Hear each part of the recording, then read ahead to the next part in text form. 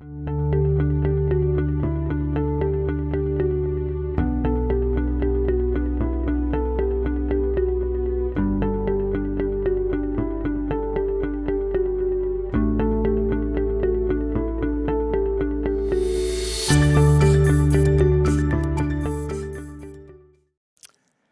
au Seigneur.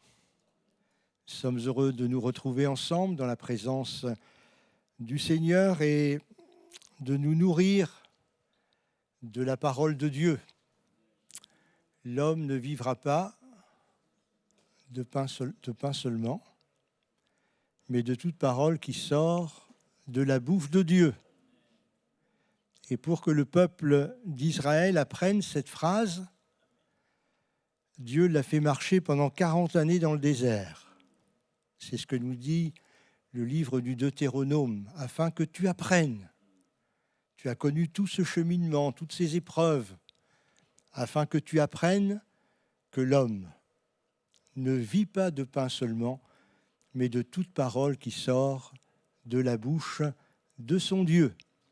Et c'est le Seigneur Jésus qui, dans le cours des tentations qu'il va subir par le diable, aussitôt après son baptême, qui utilisera, je dirais, dans ce sens-là, l'épée de l'esprit, en disant « Il est écrit, l'homme ne vivra pas de pain seulement. » Béni soit le Seigneur. Et nous, chrétiens évangéliques, nous l'avons bien compris. Et nous voulons nous nourrir de la parole de notre Dieu. Je voudrais, pour introduire ce temps de réflexion ensemble devant Dieu, reprendre avec vous ce passage du prophète Ésaïe, chapitre 55. Ésaïe, chapitre 55. C'est Dieu qui s'exprime de cette manière, verset 8, « Car mes pensées ne sont pas vos pensées, vos voix ne sont pas mes voix, dit l'Éternel. Autant les cieux sont élevés au-dessus de la terre, et ça, ce n'est pas mesurable. » On ne peut pas mettre un chiffre sur cette distance. Autant les cieux sont élevés au-dessus de la terre, autant mes voix sont élevées au-dessus de vos voix et mes pensées au-dessus de vos pensées. Et le verset qui suit, nous l'avons déjà utilisé dans le cadre de nos quelques méditations sur la Bible, parole de Dieu. Comme la pluie et la neige descendent des cieux et n'y retournent pas, sans avoir arrosé, fécondé la terre, fait germer les plantes, sans avoir donné de la semence au semeur et du pain à celui qui mange, ainsi en est-il de ma parole qui sort de ma bouche. Elle ne retourne point à moi sans effet, sans avoir exécuté ma volonté et accompli mes desseins. Il est question dans ce passage de la Bible de pensées, de voix qui, on pourrait le dire comme cela, qui sont séparées par un abîme. Je le disais en faisant la lecture, on ne peut pas chiffrer cette expression « autant mes pensées sont élevées ». Autant les cieux sont élevés au-dessus de la terre, autant mes pensées sont élevées au-dessus de vos pensées. Et nous avons déjà évoqué ce texte de la parole de Dieu, mais je voudrais, à partir de cette pensée, montrer que la parole, que l'écriture, non seulement la parole de Dieu et l'écriture sainte, mais établir un comparatif également avec la parole humaine, la parole est l'expression de la pensée. Et il va de soi que si les pensées de Dieu sont tellement élevées au-dessus de nos pensées, cela fait qu'il y a une très grande différence entre ce que Dieu dit et ce que les hommes disent. Mais néanmoins, nous allons retenir cette réflexion et nous dire, au fond, la parole de Dieu, comment est-ce qu'on peut l'entrevoir? Comment est-ce qu'on peut l'imaginer? Comment on peut y penser? Peut-être en réfléchissant à la pensée humaine déjà. Ce que nous écrivons, ce que nous exprimons oralement, c'est ce qui est au fond de nous. Il sera d'ailleurs rappelé dans les évangiles que c'est de l'abondance du cœur que la bouche parle. Et ça, c'est vrai pour l'être humain. Et je crois que c'est important de réaliser dans ce sens-là parce que la parole humaine, les écrits humains vont, je dirais, apporter un certain nombre d'informations diverses. On va écrire, par exemple, on va s'exprimer dans un discours, une soutenance de thèse, par exemple, pour exprimer ce que l'on a compris, ce que l'on voudrait dire sur tel ou tel sujet.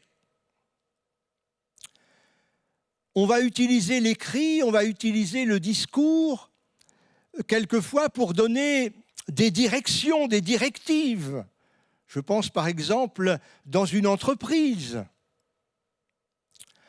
On va utiliser l'écrit, on va utiliser le discours pour quelquefois donner des ordres, pour donner des consignes. On va écrire pour dévoiler ses sentiments. On va écrire une petite carte et on va l'envoyer à la fin des vacances pour dire à celui-là ou celle-là qu'on a passé un bon moment ensemble, que ce serait peut-être bien qu'on se revoie parce que, voilà, hein, ça fait partie aussi des écrits. On n'a peut-être pas osé le dire oralement.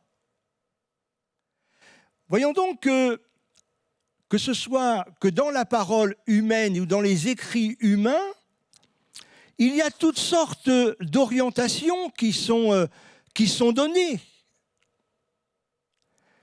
Et il faut comprendre que lorsque nous nous approchons de la parole divine, bien évidemment, elle a une dimension infiniment plus élevée que la parole humaine. Ça n'empêche que dans cette parole et dans ces écrits de Dieu, Dieu va s'exprimer de différentes façons et il va nous amener à comprendre un certain nombre de choses. D'ailleurs, puisque ça a attiré quelques sourires, je la vois sur le devant, là, avec ma petite carte pour exposer des sentiments, c'est quand même dans ses écrits que Dieu nous dit qu'il nous aime. Comment vous voudriez savoir que Dieu vous aime si vous ne l'avez pas lu dans sa lettre?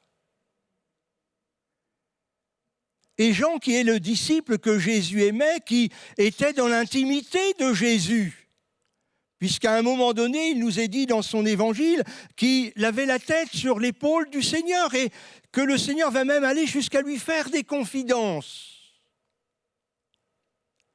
Et c'est cet évangéliste Jean qui va nous donner une dimension des sentiments de Dieu pour vous et pour moi et pour le monde. Dieu a tellement aimé le monde qu'il a donné son Fils unique. Et on connaît la suite. Et le même évangile reprendra n'est-ce pas, l'expression des sentiments de Dieu pour nous, voyez de quel amour le Père nous a tous aimés pour que nous soyons appelés enfants de Dieu. La Bible, c'est une lettre d'amour. C'est là que Dieu nous dit « Je vous aime ». C'est là aussi que si nous avons des doutes, il ira même jusqu'à dire « Je vous en donne des preuves ». Un jour, je racontais quelque chose à Ornella me concernant ma vie professionnelle, et elle était tellement étonnée de ce que je lui ai dit, elle lui a dit « Mais papy, est-ce que tu as des preuves ?» J'étais un peu surpris de sa réaction.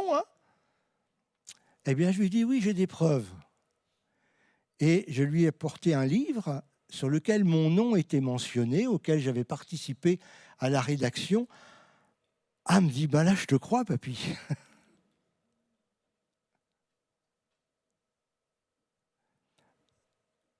La lettre d'amour du Père, Dieu ne s'est pas contenté de le dire en nous envoyant un beau message, comme la belle carte de fin de vacances. Mais cette lettre, elle nous dit, voilà la preuve. Dieu prouve son amour envers nous, alors que nous étions encore des pécheurs, Christ est mort pour nous. Béni soit Dieu. Alors voyez-vous, ceci pour montrer que de la même manière que dans les écrits, dans les paroles, dans les discours humains, il y a, je dirais, des directions qui sont prises, il y a des informations qui sont données, il y a des ordres qui sont donnés. Quand on prend une note de service, eh bien, ce n'est pas aléatoire. On dit, voilà, il faut faire comme ci, il faut faire comme cela. C'est un écrit humain.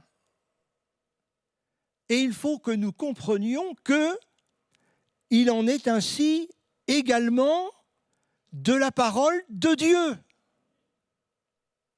Parce que, quelquefois, certains, lorsqu'ils pensent, qu'ils réfléchissent à la parole de Dieu, tout de suite, ce sont les promesses du Seigneur.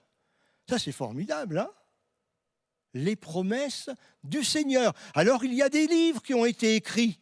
Et chaque auteur, pour différencier un petit peu les livres, a choisi un nombre différent. Il y en a qui disent 365 promesses. Ça veut dire qu'il y en a une pour tous les jours, sauf les années bissextiles. Mais c'est pas grave, une journée. Il y en a d'autres qui vont dire, par exemple, « Oh, mais c'est l'Évangile !» Oui, c'est l'Évangile, c'est les promesses de Dieu. D'autres vont dire, mais ce sont les prophéties. Mais toute la parole de Dieu, dit Paul, toutes les formes d'expression, tous les messages que Dieu a adressés aux hommes, Paul dit, ils sont utiles. Ils sont utiles pour enseigner, pour corriger, pour convaincre, etc., etc. C'est utile. Et en réfléchissant à ce sujet, parce que quand on fait des études bibliques, il faut réfléchir un petit peu quand même avant. Je me suis dit, au fond, Noé, tout le monde a entendu parler de Noé. Quelle fut la forme de l'expression que Dieu lui a adressée?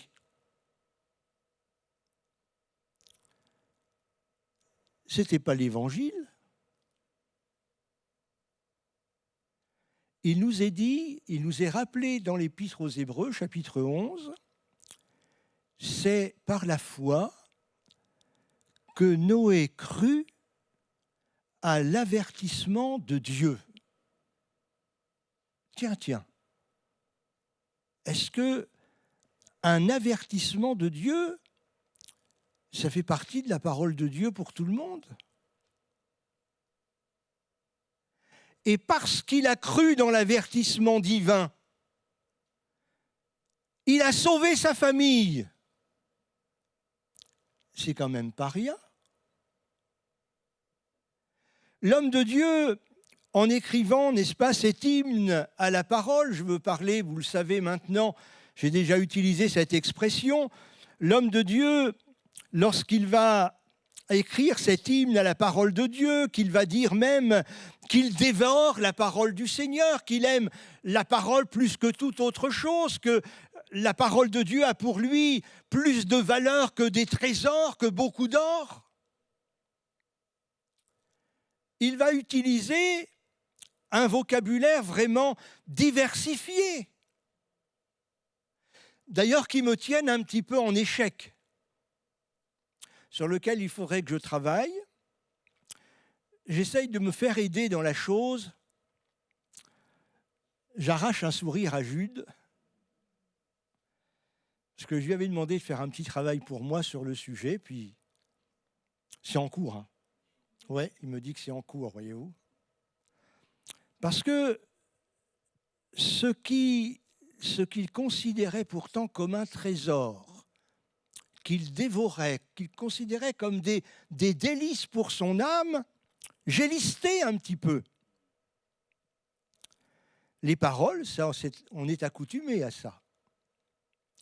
Les préceptes, des ordonnances, des statuts, des commandements, la loi, les sentences, des jugements. Eh bien, tout ça, l'homme amoureux de la parole divine, il dit ça c'est un trésor. Ça vaut plus que beaucoup d'or. Nous, on comprend que les promesses, ce soit ça. Mais des commandements, des ordonnances, des statuts, des sentences, et on pourrait ajouter, comme je l'ai dit pour Noé, des avertissements. Ce n'est pas ce que l'on aime particulièrement. Nous, évangéliques, on aime bien évangile, bonne nouvelle, puissance de Dieu. Mais la parole du Seigneur, c'est aussi tout cela. Et je voudrais arriver maintenant à un mot qui est utilisé dans le chapitre que nous avons lu il y a quelques instants, quand il est dit, c'est Dieu qui le dit, que sa parole, elle ne retourne point à lui sans effet, et je note ici, sans avoir exécuté sa volonté et accompli ses desseins. Et ce que je comprends avec ce passage, c'est que la parole de Dieu, comme la parole humaine, elle est expression d'une volonté. Lorsque l'humain s'exprime, il exprime quelquefois ce qu'il veut. Et je repense notamment à ce centenier qui était venu trouver le Seigneur Jésus pour avoir une grâce, la guérison de son serviteur qui était malade, qui souffrait. Et ne se jugeant pas digne que Jésus vienne en sa maison, il dira au Seigneur Jésus, tu vois, j'ai des hommes sous mes ordres. Je dis à l'un fais ceci et il le fait. Je dis à l'autre va à tel endroit et il y va. Autrement dit, j'exprime ma volonté et mes hommes l'exécutent. Et le Seigneur dit de sa parole, ma parole, c'est comme l'eau, c'est comme la neige qui tombe du ciel, qui ne remonte pas au ciel sans produire son effet. Et ma parole, il en est ainsi. Ma parole, elle est donnée pour qu'elle accomplisse ma volonté. Et je pense que ça, c'est important que nous le comprenions. Un texte qui nous parle beaucoup à nous aussi, en tant que pentecôtistes, c'est ce début du livre des Actes des Apôtres. Au chapitre 1er, versets 1 et 2, il nous sera dit que Jésus a donné ses ordres par le Saint-Esprit. Ce n'est pas très souvent que l'on parle de cette façon du Saint-Esprit, de cette expression de Jésus par le Saint-Esprit. Par le Saint-Esprit, Jésus va nous aider dans la prière. Puisque l'apôtre Paul ne se prenait pas pour un surhomme, il dira quelquefois, il nous arrive qu'il y ait des situations telles que nous ne savons pas ce qu'il convient de demander dans nos prières. Mais, dira-t-il, le Saint-Esprit nous aide dans notre faiblesse. C'est bien ça, hein ?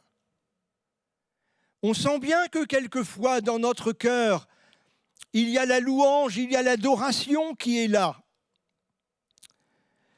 Des paroles pleines de charme, comme le dit un des psaumes, bouillonnent dans notre cœur. Et au moment de dire ces choses au Seigneur, eh bien, malheureusement, on n'a que nos mots, on n'a que notre vocabulaire un peu restreint. Mais le ministère du Saint-Esprit, nous le savons, nous pentecôtistes, c'est aussi de nous donner des mots qui sortent de notre vocabulaire habituel et qui sont inspirés par la grâce divine. De sorte que lorsque le Saint-Esprit a été donné le jour de la Pentecôte, tous ces quelques chrétiens, ces 120 chrétiens et quelques qui étaient là, se sont mis à dire les merveilles de Dieu, mais pas dans leur langue, l'araméen ou l'hébreu, que sais-je encore, parce qu'il y en avait certainement qui étaient d'autres nations, mais ils se sont mis à parler dans des langues qui n'étaient pas les leurs. Pour dire quoi ? Les merveilles de Dieu. Notre vocabulaire ne suffit pas pour parler des choses divines, des choses célestes. L'apôtre Paul, quand il fut élevé au 3e ciel, quand il en fera état dans l'une de ses lettres, il dira, je ne sais même pas, lorsque j'ai été élevé comme cela spirituellement, je ne sais même pas si j'étais dans mon corps ou hors de mon corps. Et en plus, il dira, j'ai vu des choses ineffables qu'il n'est pas permis à un homme de rapporter. Pourtant, l'apôtre Paul, c'est quelqu'un qui avait une certaine érudition. C'est quelqu'un qui savait bien parler, beaucoup mieux que Francis Burette, rassurez-vous. Il avait du vocabulaire, cet apôtre Paul.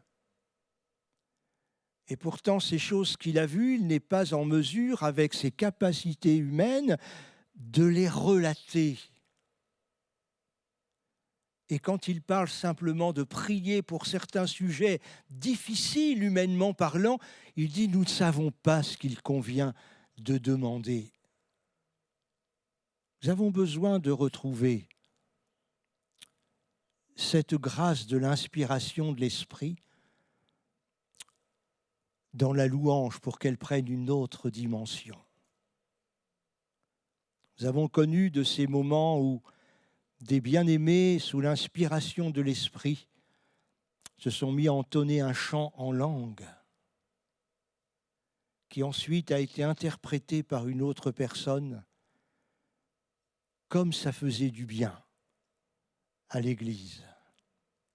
Et on avait même remarqué quelquefois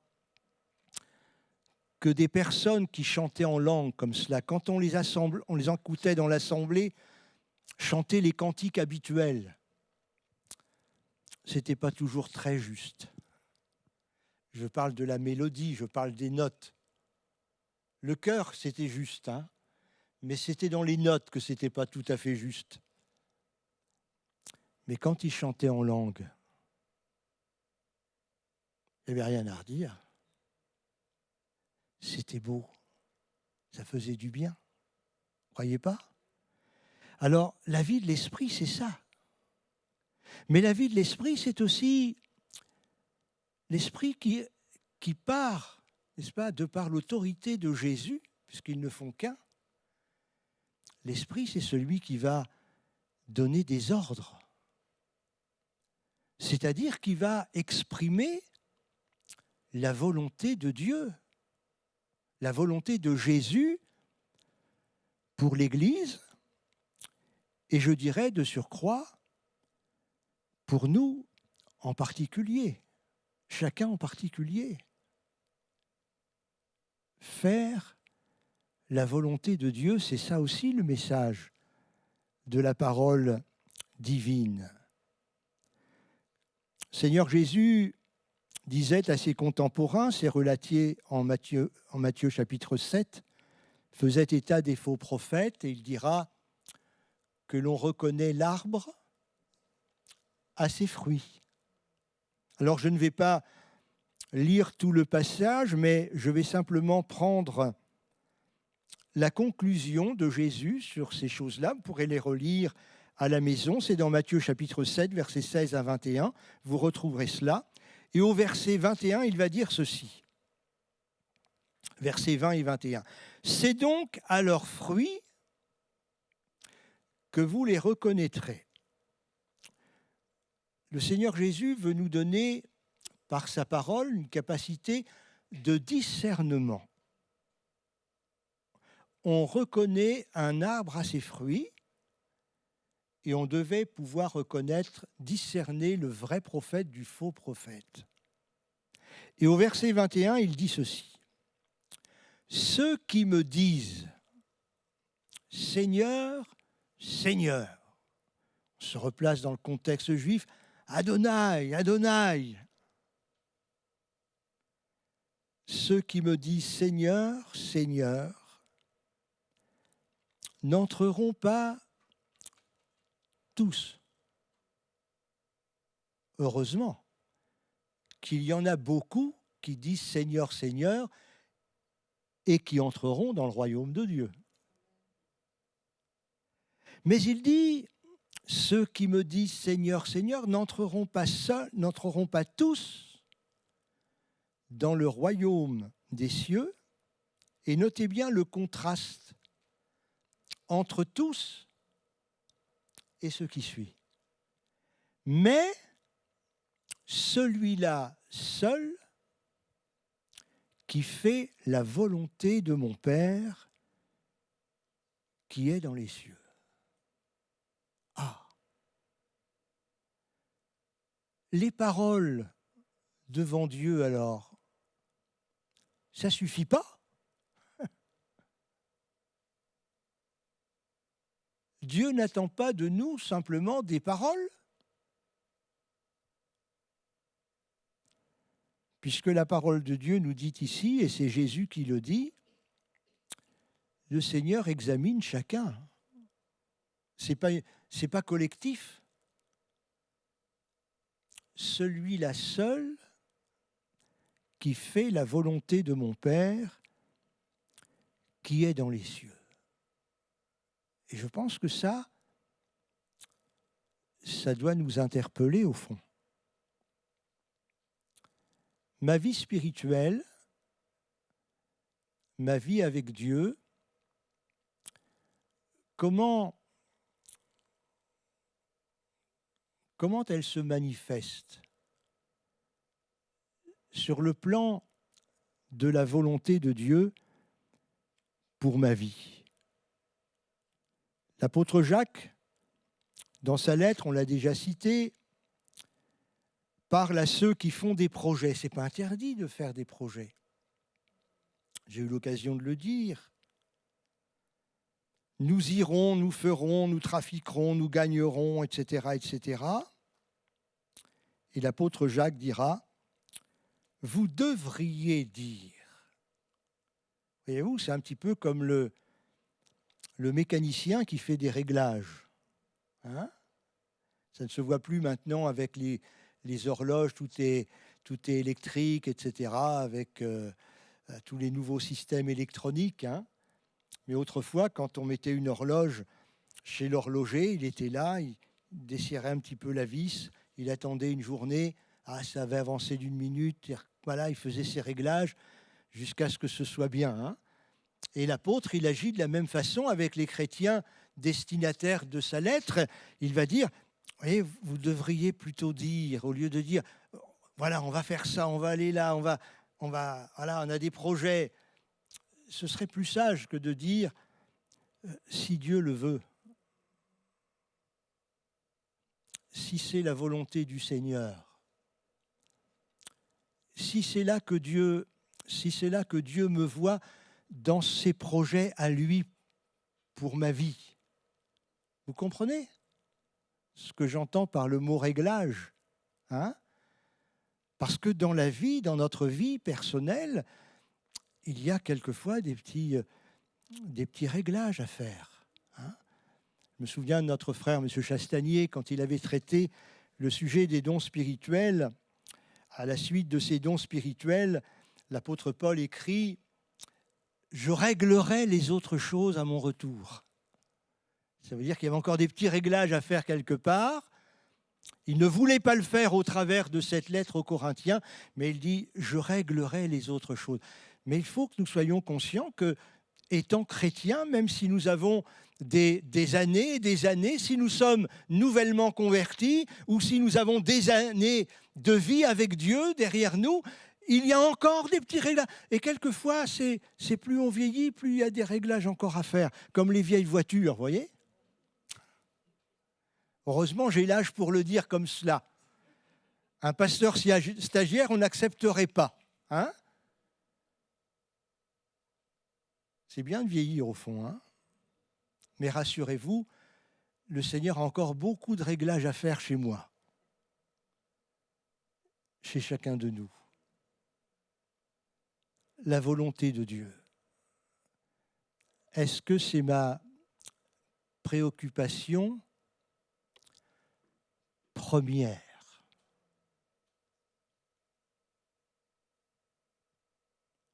Est-ce que mes projets immédiats, proches, j'ai reçu dans mon cœur la pensée que c'est en harmonie avec les projets de Dieu pour ma vie.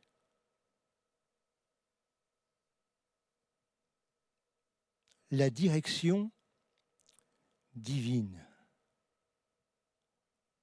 Connaissez le modèle de prière que Jésus nous a laissé, que certains récitent par cœur parce qu'ils savent prier que comme cela. Le Notre Père. Notre Père qui est aux cieux, que ton nom soit sanctifié, que ton règne vienne, que ma volonté soit faite. Ça vous arrache des sourires, hein ? Mais si vous remarquez bien souvent, la prière, c'est pour exprimer ce qu'on veut ? Non ? Alors que dans le chapeau introductif que Jésus nous donne à la prière à son Père, c'est de glorifier celui dont le nom est saint, que ton nom soit sanctifié. C'est celui qui est le souverain, qui est le maître de toutes choses, que ton règne vienne et que ta volonté soit faite sur la terre comme elle est faite au ciel. Au ciel, c'est les anges. Les anges ne se permettraient pas de ne pas faire ce que Dieu leur demande. Et heureusement, parce que quand Dieu va envoyer son ange pour nous tirer d'un mauvais pas, si l'ange commence à dire à Dieu « Moi, Francis Burette, qui se débrouille, moi je ne veux pas m'en occuper », ou qui commence à dire « Moi, je suis en grève »,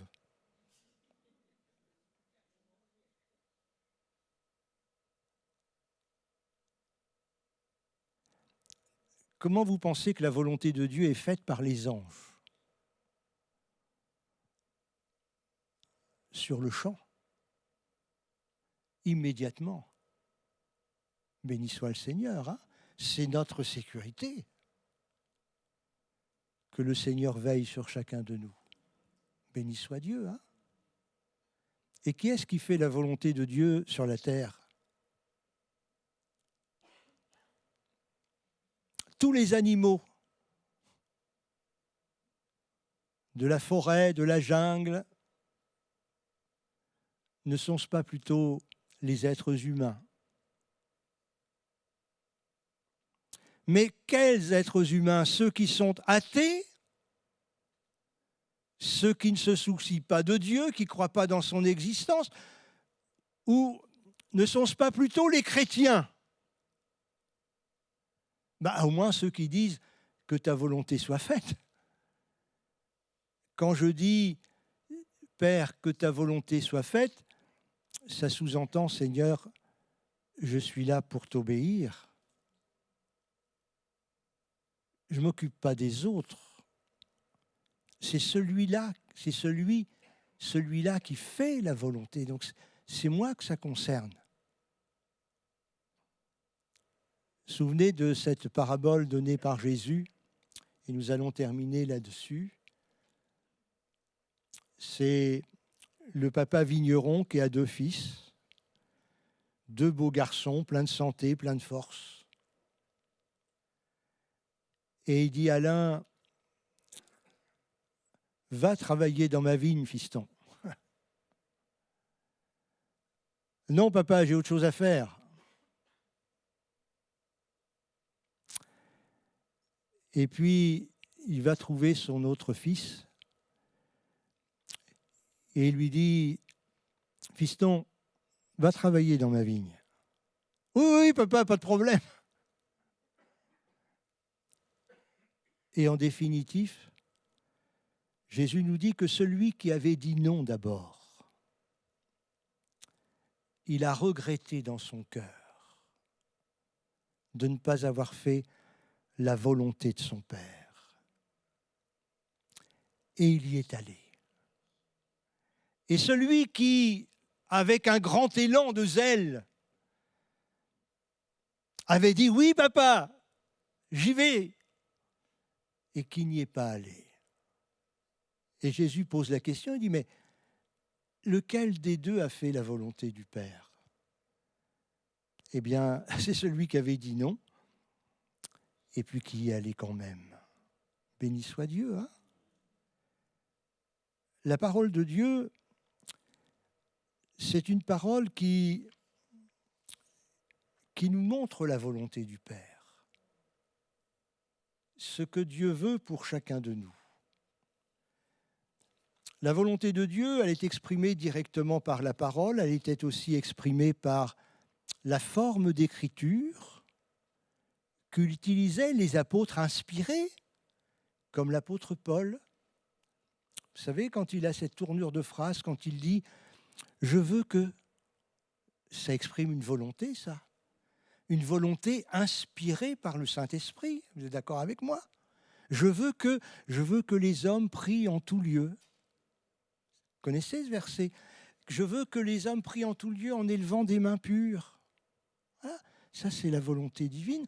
Parce que Dieu veut que tous les hommes soient sauvés. Eh oui, ça c'est la volonté de Dieu, vous comprenez? Et il faut que nous soyons, nous qui sommes des amoureux de la Bible, il faut que nous soyons à l'affût dans notre lecture personnelle quotidienne de ce que Dieu veut, de ce que Dieu veut de nous, de ce que Dieu veut de moi. L'apôtre Jacques dit, nous l'avions dit, il utilise cette image, il dit que la parole de Dieu, elle est comme un miroir. Je veux que les hommes prient en tout lieu, et là je me vois. Et je me dis, mais c'est pas moi ça, ou autre chose. Ah oui, ça c'est vrai, ça je le vis. Mais ça, ce qui est écrit là, ça c'est pas moi ça, je suis pas comme ça. Vous voyez? avoir une lecture de la parole qui est active en quelque sorte. L'apôtre Jacques dit que lorsque nous entendons la parole de Dieu, nous ne devons pas être oublieux, nous devons la mettre en pratique. Une traduction littérale dit que nous devons être des auditeurs, réalisateurs de la parole. J'aime bien cette expression. Parce que la parole, elle se réalisera que si on se met à l'œuvre pour la faire. Est-ce que c'est clair? Est-ce que vous voulez que je fasse un petit schéma? On va prier le Seigneur, vous voulez bien? On va se placer devant Dieu si je n'ai pas été assez clair, si j'ai dit des choses qui peut-être vous ont contrarié. Vous pourrez toujours me le dire à la fin de la réunion. Je mettrai Jude à côté de moi au cas où. Mais nous aimons la parole. La seule chose, c'est qu'il faut que nous laissions le Seigneur régler des petites choses dans des domaines qu'on a évoqués, mais certainement dans d'autres domaines encore. Le Seigneur et le Saint-Esprit sont là, vous l'avez bien compris, pour nous y aider. Ce n'est pas moi qui peux faire les réglages, c'est le Seigneur, c'est le Saint-Esprit. Alors, laissons-le agir. Et si nous réalisons que dans notre cœur, pour des choses même que je n'ai pas évoquées, mais qu'il y a des choses qui ont besoin d'être réglées, bien, disons-le dans notre intimité avec Jésus, disons-le au Seigneur et il va le faire, que son nom soit béni. Merci.